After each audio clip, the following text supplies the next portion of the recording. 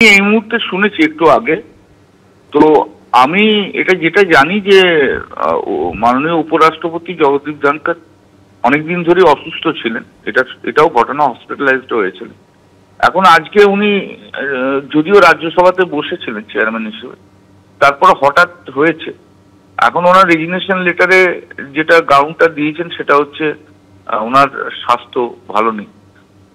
On its face value I am accepting it, কারণ কোনোদিন কি কি গুঞ্জন বা কোথায় কি হয়েছে আমার কানে তো আসেনি কিছু, জাস্ট নাও আমি শুনেছি। অতএব আমি যদি সত্যি সত্যি ওনার স্বাস্থ্য বা ভালো না থাকে, উনি উপরাষ্ট্রপতি থাকুন আর না থাকুক, আমি ভগবানের কাছে প্রার্থনা করবো যেন ওনার শরীর ভালো থাকে, সেটা যেন always I will pray for that. Well, first of all, I wish him the best of health. Because I am, in a sense, saddened because I have a very good relationship with him. In fact, I know Dhonkhar Sahab for what, 30-40 years. We have appeared with each other, we have appeared against each other in matters. No, I am not going to speculate, reasons as to why he has resigned. He has said that it is because of health reasons. So I don't want to speculate.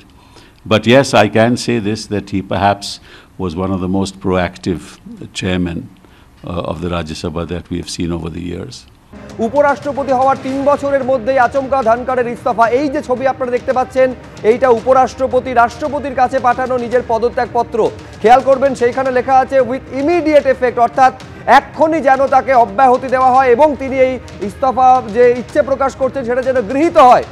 এইটা কিন্তু রাষ্ট্রপতির কাছে পাঠানো পদত্যাগপত্রে উল্লেখ করেছেন। 2027 পর্যন্ত উপরাষ্ট্রপতি পদে মেয়াদ ছিল জগদীপ ধনখড়ের, অর্থাৎ কার্যকালের মাঝেই তিনি তার পদ থেকে, উপরাষ্ট্রপতির পদ থেকে ইস্তফা দিয়েছেন।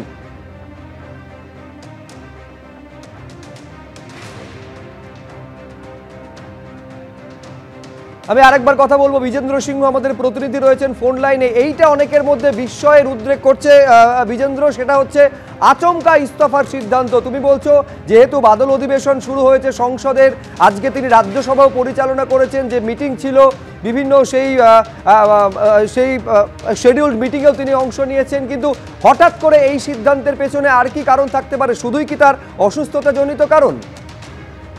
দেখো, চিঠিতে এই কারণটা উল্লেখ করেছেন জগদীপ ধনখড় রাষ্ট্রপতিকে, যেটা তিনি পাঠিয়েছেন, কিন্তু একটা আভাস পাওয়া যাচ্ছিল শুভ্রজিৎ, আজকে সংসদ ভবনে যখন 4টে নাগাদ আমরা দেখলাম, সেখানে আজকে বিজনেস অ্যাডভাইজারি কমিটির মিটিং হওয়ার কথা ছিল রাজ্যসভায়, সেটা শেষ অবধি আজকে হয়নি। কেন কি বিজনেস অ্যাডভাইজারি কমিটির মিটিংটা চেয়ারম্যানের নেতৃত্বেই হয়, অর্থাৎ জগদীপ ধনখড় তো রাজ্যসভার চেয়ারম্যানও, তার আন্ডারেই বাকি লিডাররা আসতেন এবং সেখানে সেই মিটিংটা হতো। সেই মিটিং আজকে হয়নি। লোকসভায় মিটিং হয়েছে, এই সপ্তাহে কি কি বিজনেস হবে, কোন বিল নিয়ে কখন ডিসকাশন হবে, কত টাইম অ্যালট করা হবে, সেসব নিয়ে লোকসভার মিটিং হয়েছে, কিন্তু রাজ্যসভার মিটিংটা হয়নি।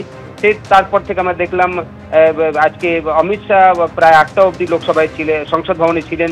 সংসদ 4টের সময় অ্যাডজার্ন হয়ে গেছে, কিন্তু প্রায় 8টা অবধি সংসদ ভবনে ছিলেন। সেক্ষেত্রে হয়তো একটা উপর মহলে এই আলোচনা স্টার্ট হয়ে গেছিল। কেন কি সংবাদ মাধ্যমে এখন এসছে যখন এটা উপরাষ্ট্রপতির যে টুইটার হ্যান্ডেল রয়েছে সেটাতে টুইট করা হয়েছে এই চিঠি, যেখানে তিনি রাষ্ট্রপতিকে সেই চিঠিটা পাঠিয়েছেন।